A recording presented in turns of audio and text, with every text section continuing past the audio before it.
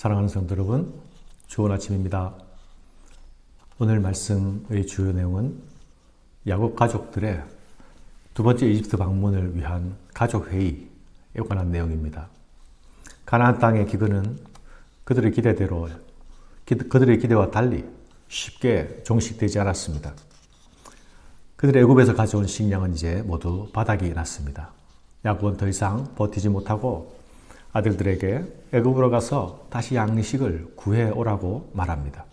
그러나 애굽으로 가는 일은 처음 방문했을 때처럼 이제 그렇게 쉬운 일이 아닙니다. 왜입니까? 첫 번째 방문 때에 이미 시므온을 볼모로 잡고 온 상황이 아닙니까?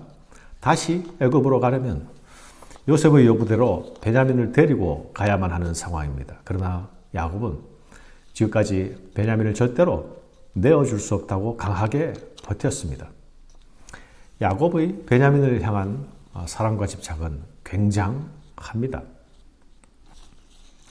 그러나 베냐민을 데리고 갈 수 없다면 형제들은 애굽으로 갈 수 없습니다. 요셉이 그렇게 못 박아 놓았기 때문이죠. 하지만 야곱은 둘째 아들 시므온에 대해서는 베냐민을 대하는 그런 태도로 대하지 않는다는 것이 나타납니다. 시므온이 인질로 잡혀 있다는 사실에 대해서는 야곱은 심각하게 생각하지 않는 듯 보입니다. 야곱에게 시므온은 잃게 되면 잃을 수도 있는 아들 정도로 여겨집니다. 가져온 양식을 다 먹는 동안에도 시므온에 대한 염려는 없습니다.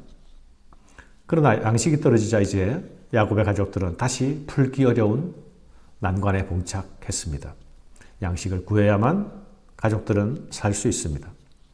그러나 그러기 위해서는 베냐민을 반드시 데려가야 합니다. 그러나 베냐민에 대한 야곱의 생각은 아주 강고합니다. 야곱의 이러한 모습은 그가 가졌던 자녀에 대한 편중된 집착이 몇십 년의 세월 동안 전혀 바뀌지 않고 있다는 것을 보여주고 있는 것이죠. 야곱의 자식 사랑은 그의 아내 라헬에 대한 사랑의 투영이 아니었습니까? 요셉의 형들에게는 이러한 야곱의 모습이 결코 좋게 보일 리 없었습니다. 시므온에 대한 태도와 베냐민을 대하는 태도가 너무 다르지 않습니까?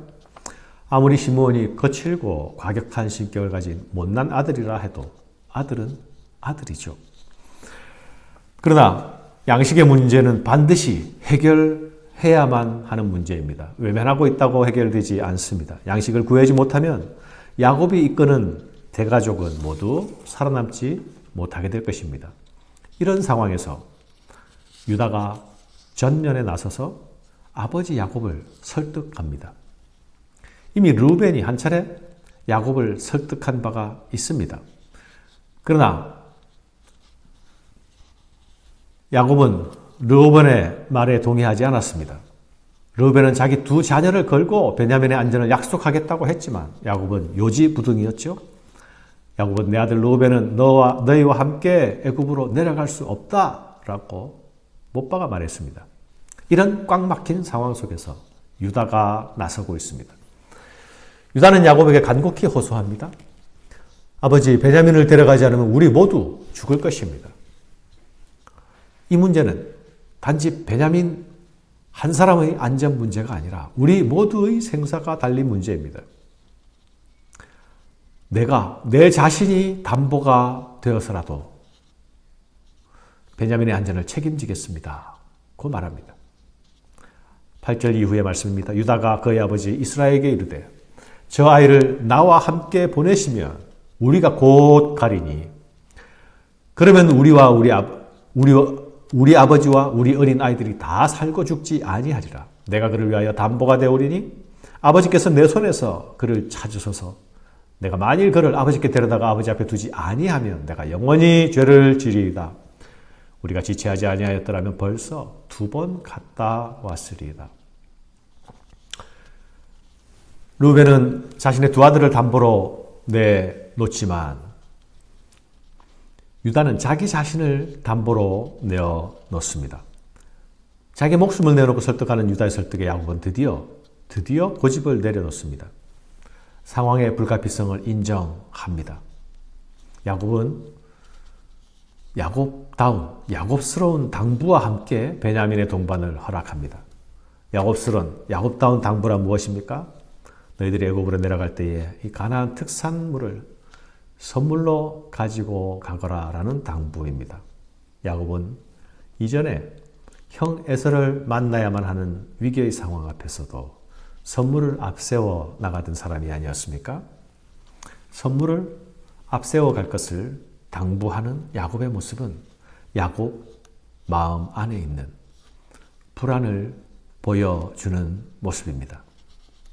사랑하는 여러분, 그러나 불안의 진정한 해결은 우리가 내어놓는 지혜로만은 충분하지 않습니다. 야곱은 드디어 하나님의 이름을 불러 기도하고 있습니다. 진퇴양난의 상황, 베냐민을 내어놓지 않으면 안 되는 상황, 그 상황에서 드디어 하나님의 이름을 부릅니다. 13절 이하입니다. 네 아우도 데리고 떠나 다시 그 사람에게로 가라. 전능하신 하나님께서 그 사람 앞에서 너희에게 은혜를 베푸사 그 사람으로 너와 다른 형제와 베냐민을 돌려보내게 하시기를 원하노라. 내가 자식을 잃게 되면 이르리로다. 야곱은 전능하신 하나님의 이름을 부르며 하나님의 은혜에 베냐민과 형제들을 의탁하는 기도를 드립니다. 내가 자식을 잃게 되면 이르리로다 라고 말할 수밖에 없는 비장한 상황에서 드디어 야곱은 하나님의 이름을 부르고 있는 것입니다. 사랑하는 여러분, 성도들이, 하나님의 사람들이 하나님의 이름을 기억하고 부르는 것은 축복이며 특권입니다. 하나님의 이름을 기억하는 자들이 하나님의 이름을 부를 수 있습니다. 야곱은 그의 생애 동안에 하나님께서 자신에게 응답하신 사건들을 기억하고 있습니다. 이제 사랑하는 베냐민조차 내어놓아야 하는 이런 상황 가운데서 다시 하나님의 이름을 부르고 있습니다. 그분의 은혜를 구합니다. 사랑하는 여러분, 야곱의 이 결단은 내려놓음의 결단입니다. 야곱으로서는 결코 포기할 수 없었던 베냐민, 그 베냐민을 붙든 손을 드디어 내려놓습니다. 그러나 이 내려놓음의 결단은 결코 포기가 아닙니다. 이것은 하나님의 은혜를 바라고 의지하는 믿음의 결단입니다. 야곱이 드리는 이 기도를, 이 은혜 구함을 하나님께서 들어주실까요? 하나님은 야곱의 가족에게 계속 은혜를 베풀어 주실까요? 그것은 이어지는 야곱의 가족사 이야기로 전개될 것입니다.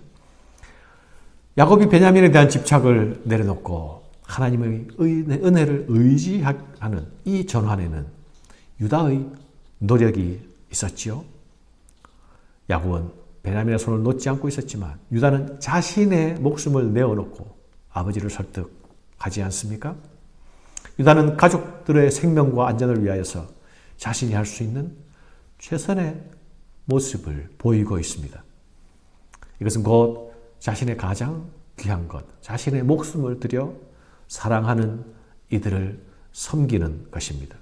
자기 희생을 통한 사랑의 섬김입니다.